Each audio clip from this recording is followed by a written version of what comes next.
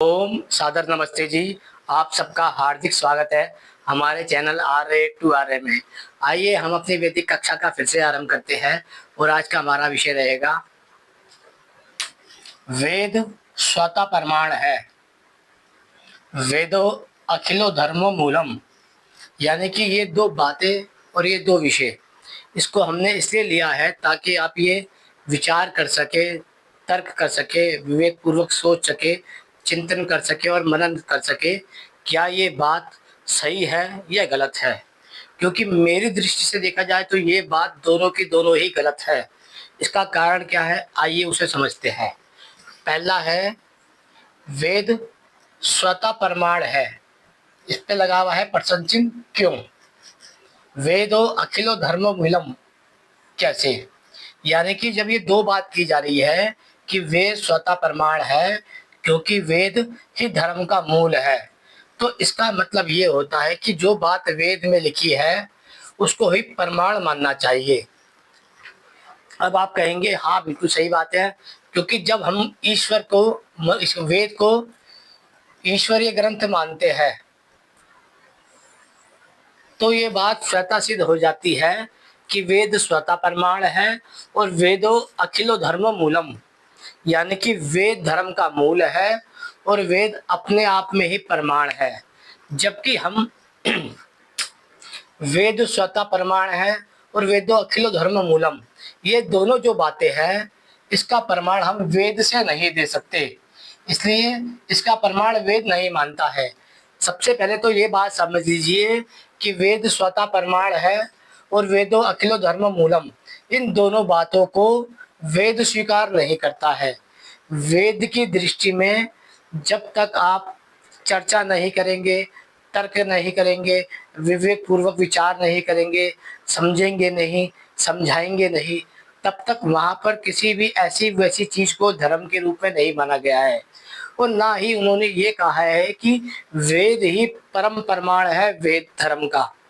यदि वेद को हम स्वतः प्रमाण मान लेते हैं तो समस्या क्या आती है, आइए उस पर विचार करते हैं।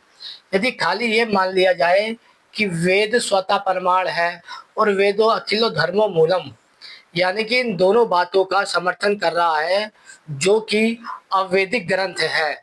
अवैदिक ग्रंथ यानी कि जो वेद पर आधारित नहीं है, वेद की व्याख्या नहीं है और वेद वेद जिसको प्रमाणित नहीं करता है। सबसे पहली बात तो हम यही समझ लेते हैं कि वेद स्वतः प्रमाण है और वेदो अखिलो धर्मो मूलम, यह दोनों के दोनों वेद के वाक्य नहीं हैं। जब ये दोनों के दोनों ही वेद के वाक्य नहीं हैं तब इस पर अपने आप ही एक प्रश्न चिन्ह लग जाता है कि हम ये बात फिर किस आधार पर स्वीकार कर रहे हैं कि वेद स्वतः प्रमाण है और वेदो अखिलो धर्मो मूलम। अब हम बात करते हैं, जो वेद होता है, वेद सामान्य मनुष्य की समझ में नहीं आता।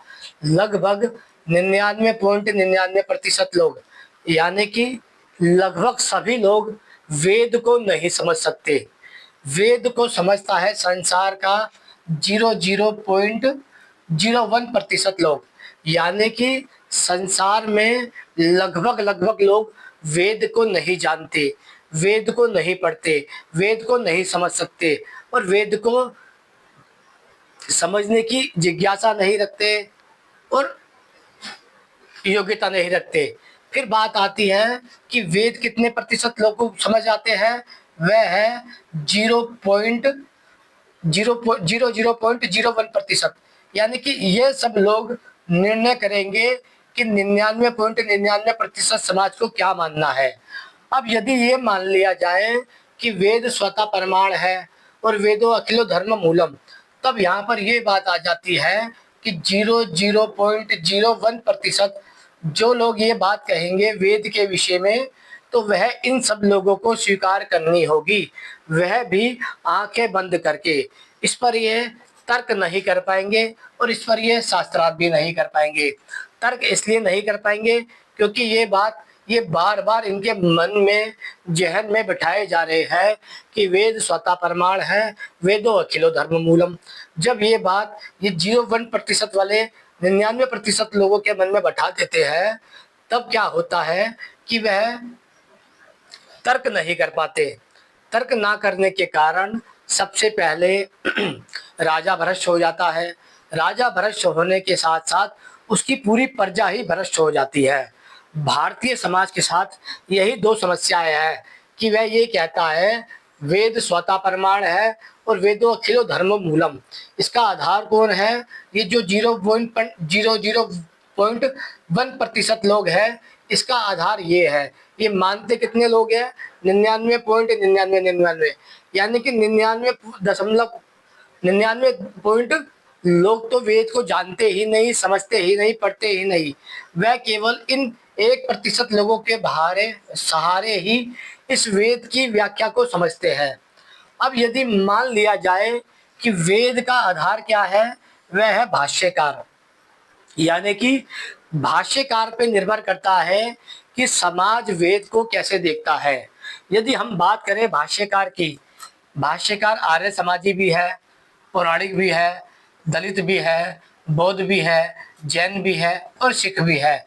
आज वर्तमान में हमें सभी पौराणिक, आर्य समाजी, दलित, बौद्ध, जैन और सिख सभी धर्मों के गुरुओं के द्वारा इन वेद की व्याख्या मिलती है, जिसे हम भाष्य कहते हैं। अब यदि केवल और केवल भाष्य के आधार पर यह निर्णय कर लिया जाए कि वेद स्वतः प्रमाण है और वेदो अखिलो धर्मो मूलम, तो यहाँ पर यही बात आ जाती है कि हम आर्य समाजी का भाष्य माने, पौराणिक का भाष्य माने, दलित का भाष्य माने, बौद्ध का भाष्य माने, जैन का भाष्य माने या सिख का भाष्य माने, क्योंकि सभी की अपनी अपनी भाष्य और व्याख्या है। यदि हम ये मानते हैं कि वेद स्वतः प्रमाण है और वेदो अखिलो धर्मो मूलम, यदि ये दोनों बातें सत्य मानी जाए तो हमें कम से कम इसका प्रमाण वेद से देना चाहिए, जबकि इन दोनों बातों का प्रमाण वेद में नहीं है। वेद इसको नहीं मानता है कि मैं ही प्रमाण हूँ। वेद कहता है जब तक मनुष्य तर्क ना कर ले, विचार ना कर ले, जिज्ञासा उत्पन्न न कर ले, तब तक उसे किसी भी बात को नहीं स्वीकार करना चाहिए। अब आती है बात आर्य समाजी की, पौराणिक की, दलित की, बौद्ध की, जैन की और सिखों की। मुख्य तौर पे मैंने केवल और केवल भारतीय समाज के धर्मों को लिखा है। यदि ये मान लिया जाए कि मनुस्मृति के आधार पे, सत्यार्थ प्रकाश के आधार पे, 6 दर्शन के आधार पे, 18 पुराण के आधार पे, 110 उपनिषद के आधार पे, रामायण के आधार पे, महाभारत के आधार पे, गुरु ग्रंथ साहिब के आधार पे, संविधान के आधार पे, त्रिपिटक के आधार पे और आगम सूत्र के आधार पर भी ये बात सिद्ध हो जाती है कि वेद और वेद अखिलो धर्म मूलम है, तब भी ये बात स्वीकार करने योग्य नहीं समझनी चाहिए, क्योंकि जब तक इसका निर्णय ना किया जा सके तर्क के द्वारा और विचार के द्वारा। यदि मान लीजिए सर्व समाज, जिसे आज हम मान ले सकते हैं 99% समाज, और यहाँ मान सकते हैं हम 1% समाज, यानी कि कोई 1% समाज ये बात कह रहा है कि आंखें बंद करके वेद को मानो और वेद की बातों को मानो, तो 99% समाज जो है वह इस 1% समाज का गुलाम हो जाएगा। भारत में यही सब हुआ है। भारत में क्या हुआ है, जो लोग मंदिरों पे बैठे हैं, मठों पे बैठे हैं, तीर्थों पे बैठे हैं, आश्रमों पे बैठे हैं, अखाड़ों पे बैठे हैं, पंडालों पे बैठे हैं और गुरुकुलों, पुरानी गुरुकुलों पे बैठे हुए हैं, उन सब ने मिलकर यही समाज में भर दिया है कि वेद प्रमाण है और वेद ही धर्म का मूल है। जबकि वेद में क्या लिखा है ये 99% समाज नहीं जानता। वेद धर्म का मूल क्यों है ये बात 99% समाज नहीं जानता, क्योंकि आपने समाज से तर्क करने का अधिकार छीन लिया है। आज का बच्चा, आज का कोई भी व्यक्ति यदि केवल ये प्रश्न करता है कि वेद में जातिवाद है, वेद में पाखंडवाद है और वेद में अविद्या है, तो इसका बचाव या तो आर्य समाजी करेगा या पौराणिक करेगा। मुख्य तौर पे ये इसलिए करेंगे क्योंकि ये दोनों समाज वेद को लेकर चलने की कोशिश करते हैं, लेकिन जब ये बात आती है कि वेद में जातिवाद है, वो वेद में पाखंडवाद है, आर्य समाज इसको नहीं मानता। कि वेद में जातिवाद है और वेद में पाखंडवाद है। लेकिन जब बात आती है पुराणिकों की, तो पुराणिक ये मानता है कि वेद में जातिवाद भी है और वेद में पाखंडवाद भी है। यानी कि वह ये मानता है कि वेद में सवर्ण को जाति बताया गया है और ईश्वर की प्रतिमा पत्थर की मूर्ति बताई गई है। पुराणिकों का और आर्य समाजियों का इन दोनों विषयों पर मतभेद है। लेकिन यदि 1% समाज इसे स्वीकार कर रहा है और वह 99% समाज पर थोपने की बात कर रहा है, तो या तो इन दोनों को ये बात समाज को सिद्ध करनी चाहिए कि वेद में जातिवाद नहीं है और वेद में पाखंडवाद नहीं है, या तो आर्य समाज सच्चा हो जाएगा या ये पौराणिक ब्राह्मणवाद सच्चा हो जाएगा।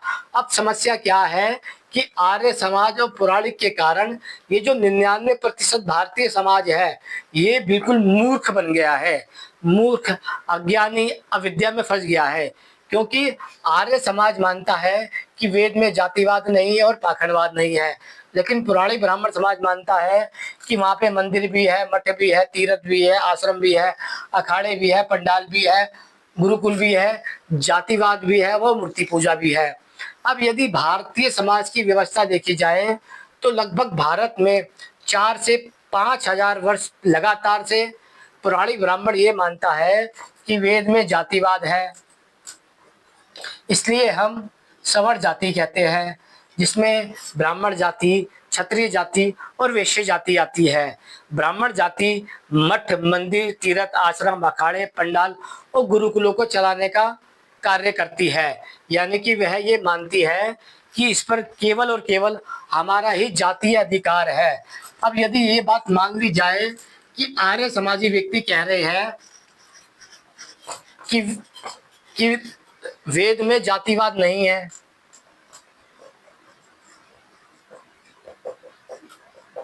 तो आर्य समाजियों की ये बात सिद्ध नहीं हो पाएगी। क्योंकि मंदिरों में जातिवाद दिखता है, मठों पे जातिवाद दिख रहा है, तीर्थों पे जातिवाद दिख रहा है, आश्रमों पे जातिवाद दिख रहा है, अखाड़ों पे जातिवाद दिख रहा है, पंडालों पे जातिवाद दिख रहा है और पुराने गुरुकुलों पे जातिवाद दिख रहा है। जब सर्व समाज को प्रत्यक्ष रूप में ही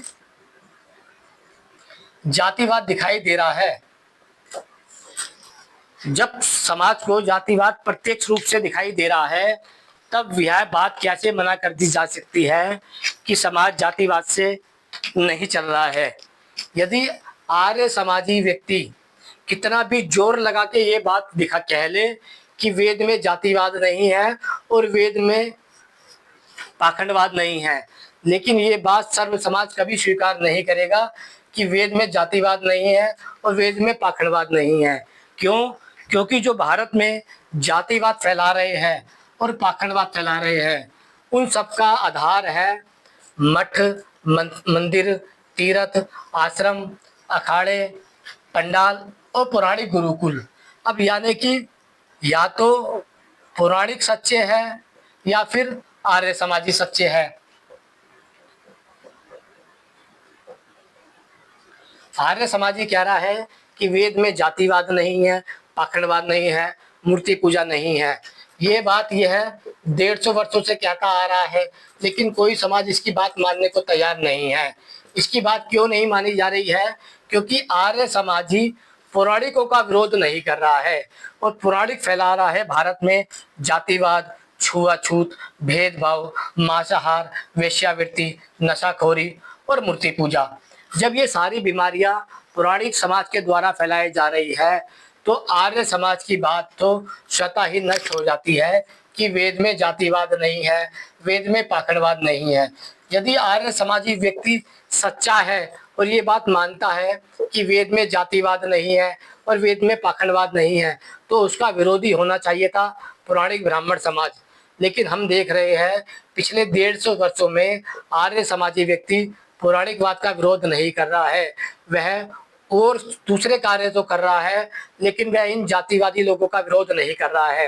वह मंदिरों का विरोध नहीं कर रहा, वह मठों का विरोध नहीं कर रहा, वह तीर्थों का विरोध नहीं कर रहा, वह आश्रमों का विरोध नहीं कर रहा, वह अखाड़ों का विरोध नहीं कर रहा, वह पंडालों का विरोध नहीं कर रहा और वह गुरुकुलों का, पौराणिक गुरुकुलों का विरोध नहीं कर रहा।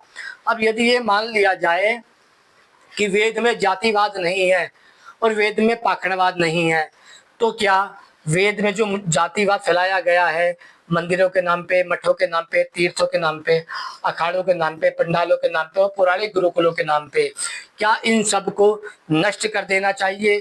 क्या इन सबको मिटा देना चाहिए? यदि वेद में जातिवाद नहीं है और यदि ये बात हम समाज को बताने की कोशिश करते हैं, तो क्या हम इन सबको छुपा लेंगे या इन सब की काली करतूतों पे पर्दा डाल देंगे? यदि हम इस बात को मानते हैं कि वेद में जातिवाद नहीं है और वेद में पाखंडवाद नहीं है, लेकिन भारत का जो पौराणिक ब्राह्मण समाज है, वह भारत में लगातार इसका प्रचार कर रहा है कई हजारों वर्षों से कि वेद में जातिवाद है, वेद में पाखंडवाद है, वेद में बलि प्रथा है, वेद में वेश्यावृत्ति है, वेद में छुआछूत है, वेद में भेदभाव है, वेद में ही जातीय सत्ता भी है। इन जातीय सत्ता के आधार पर ही तो भारत में राज्य और भूमि यह क्षत्रिय समाज के हाथ में आई है। व्यापार और उत्पादक यह वैश्य समाज के हाथ में आया है। और मठ, मंदिर, तीर्थ, आश्रम, अखाड़े, पंडाल और शिक्षा ये ब्राह्मण जाति के हाथ में आई है। यदि ये मान लिया जाए कि वेद में जातिवाद नहीं है, वेद में पाखंडवाद नहीं है, वेद में भेदभाव नहीं है, तो राज्य की भूमि पे क्षत्रियों का अधिकार कैसे हो गया? व्यापार और उत्पादकों पे केवल वैश्य का अधिकार कैसे हो गया? शिक्षा पर पुराणिक गुरुकुलों पे, पंडालों पे, अखाड़ों पे, आश्रमों पे, तीर्थों पे, मठों पे और मंदिरों पे केवल ब्राह्मण का अधिकार कैसे हो गया? यहाँ पर तो अपने आप में ही एक बहुत बड़ा प्रश्न चिन्ह लग जाता है कि जब हम कहते हैं कि भारत में वेद में जातिवाद नहीं है, वेद में भेदभाव नहीं है, वेद में छुआछूत नहीं है, वेद में बलि प्रथा नहीं है, वेद में वेश्यावृत्ति नहीं है, वेद में नशाखोरी नहीं है, जबकि ये सारी व्यवस्थाएं तो ब्राह्मणों ने वेद के आधार पर ही फैलाई है। चाहे वह मंदिर में बैठा हुआ हो, मठ में बैठा हुआ हो, तीर्थों में बैठा हुआ हो, आश्रमों में बैठा हुआ हो, पंडालों में बैठा हुआ हो, पुराणिक गुरुकुलों में बैठा हुआ है। यानी कि भारत को जो बर्बाद किया गया है वह तो ब्राह्मण समाज के द्वारा ही किया गया है, जिसने ये चीज लगातार समाज में फैलाई है कि वेद में जातिवाद है, पाखंडवाद है, वेश्यावृत्ति है, बलि प्रथा है, नशाखोरी है, छुआछूत है, भेदभाव है। फिर ये बात किस आधार पे आर्य समाजी व्यक्ति कह रहा है कि वेद स्वतः प्रमाण है, वेदो अखिलो धर्म मूलम? इसका आधार क्या है? इसका आधार है केवल और केवल भाष्य। तो यानी कि आर्य समाजियों का अपना भाष्य है, पौराणिकों का अपना भाष्य है और अनेक अनेक लोगों का अपना अपना भाष्य है। भाष्य के आधार पर ये बात कही जा रही है कि वेद में स्वतः प्रमाण है और वेदो अखिलो धर्म मूलम। जबकि वेद स्वतः प्रमाण है और वेद अखिलो धर्म मूलम है, इसका समर्थन वेद नहीं कर रहा है। फिर वेद क्यों बदनाम हो रहे हैं? वेद बदनाम हो रहे हैं ब्राह्मणों के कारण, पुराणिकों के कारण। लेकिन यहाँ पर आर्य समाजी का विरोध पुराणिक ब्राह्मण से ना होकर दलित समाज से हो रहा है। तो इसका अर्थ यही है कि वर्तमान का आर्य समाज पुराणिक ब्राह्मणों के लिए कार्य कर रहा है। वह अपना ईमान, जमीर और आस्था सब गिरवी रख चुका है और वह केवल और केवल आज दलितों को निशाना बना रहा है। जबकि उसका विरोध तो सबसे पहले उनसे होना चाहिए जो समाज वेदों को बदनाम कर रहे हैं भारत में हजारों सालों से। स्वामी दयानंद सरस्वती का केवल और केवल वही शत्रु था जो वेद के आधार पर समाज में मूर्ति पूजा, पाखंडवाद, जातिवाद, छुआछूत, भेदभाव, नशाखोरी और बलि प्रथा को स्थापित कर रहा है। स्वामी दयानंद की लड़ाई इस दिशा में थी और आर्य समाज की लड़ाई इस दिशा में है। स्वामी दयानंद का मार्ग अलग था, आर्य समाजियों का मार्ग अलग है। स्वामी दयानंद का उद्देश्य अलग था, आर्य समाजियों का उद्देश्य अलग है। आर्य समाजी आज जो वर्तमान में काम कर रहा है वह पौराणिक ब्राह्मणवाद के लिए कार्य कर रहा है। चाहे वह भाजपा के लिए हो, चाहे वह आरएसएस के लिए हो, चाहे वह पुराणिकों के लिए हो, चाहे वह जाति संगठन के लिए हो, चाहे वह विश्व हिंदू परिषद के लिए हो, चाहे वह बजरंग दल के लिए हो, चाहे वह हिंदू रक्षा दल के लिए हो। यहाँ पर वह सब के सब पौराणिकों के लिए कार्य कर रहे हैं। इसलिए आज का वर्तमान का आर्य समाजी व्यक्ति लगभग 90 से 95% उन्हीं पौराणिक ब्राह्मणवाद के लिए कार्य कर रहा है, जिनका मूल शत्रु स्वामी दयानंद सरस्वती थे। उन्होंने उसी व्यवस्था को नष्ट कर दिया है आज, जिसे हम वेद कहते हैं। आज यदि हम वेद के समर्थन भी कर रहे हैं और वेद विरोधियों के जाकर घर पर मंचों पर भाषण भी दे रहे हैं, वेद भी का समर्थन कर रहे हैं और उनके मंचों पर भी जा रहे हैं, यानी कि धीरे धीरे हम पूरे भारत को मूर्ख बना रहे हैं, पाखंडी बना रहे हैं और धूर्त समझ रहे हैं। इसलिए मैं ये कहूँगा कि आज वर्तमान का आर्य समाजी भी विश्वास के पात्र इसलिए नहीं है क्योंकि वह अलग अलग संगठनों से जुड़ा हुआ है, ना कि वह केवल आर्य समाज से जुड़ा हुआ है। आर्य समाजी व्यक्ति केवल आर्य समाज से जुड़ना चाहिए था, वह केवल आर्य समाज से ना जुड़कर संघों से जुड़ा हुआ है, विश्व हिंदू परिषद से जुड़ा हुआ है, हिंदू रक्षा दल से जुड़ा हुआ है, बजरंग दल से जुड़ा हुआ है, आरएसएस से जुड़ा हुआ है और पौराणिकों से जुड़ा हुआ है, जातीय संगठन से जुड़ा हुआ है। इस विषय में आपको बताया जाएगा अगली बार कि आर्य समाज बर्बाद क्यों हो रहा है, आर्य समाज नष्ट कैसे हो रहा है, आर्य समाज शीतल क्यों पड़ा हुआ है। इसमें मुख्य भूमिका उन्हीं आर्य समाजियों की है जो सब आर्य समाजी लोग आर्य समाज को छोड़कर पौराणिकों में घुसे हुए हैं, जातीय संगठन में घुसे हुए हैं, आरएसएस में घुसे हुए हैं, विश्व हिंदू परिषद में घुसे हुए हैं, बजरंग दल में घुसे हुए हैं, हिंदू रक्षा दल में घुसे हुए हैं। उन्होंने आर्य समाज के विचारों की हत्या कर दी है उन सब सिद्धांतों में जाकर, उन सब विचारों में जाके, क्योंकि वहाँ पर आपके अपने विचार वही दम तोड़ देते हैं जब आप दूसरे के विचारों को अपने ऊपर हावी होने देते हैं। आज वर्तमान का आर्य समाज लगभग लगभग नष्ट हो चुका है। वह कैसे जीवित है ये तो ईश्वर ही जाने, बस वह चल रहा है और चल रहा है। किसके दम पे चल रहा है, क्यों चल रहा है, इसके बारे में कोई विचार नहीं कर रहा है। आर्य समाज को यहाँ तक लाने में जिन आर्य समाजियों का पुरुषार्थ है, हम उन्हें फेस टू फेस नहीं जानते, हम उन्हें प्रत्यक्ष नहीं जानते। वह लोग बाहर आके कभी अपना चेहरा नहीं दिखाते, लेकिन जिन्हें समाज मलाई चटा रहा है धर्म के नाम पे, स्वामी दयानंद के नाम पे, स्वामी श्रद्धानंद के नाम पे, वह सब के सब लोग आर्य समाज के विचारों को आगे नहीं बढ़ा रहे हैं क्योंकि वह अनेक अनेक संप्रदायों से जुड़े हुए हैं। आशा करता हूँ विषय सरलता से समझ आ गया होगा। समझ आ गया है तो लाइक कर दीजिएगा, शेयर कर दीजिएगा और यदि चैनल पर नए आए हैं तो सब्सक्राइब कर दीजिएगा। ओम नमस्ते जी।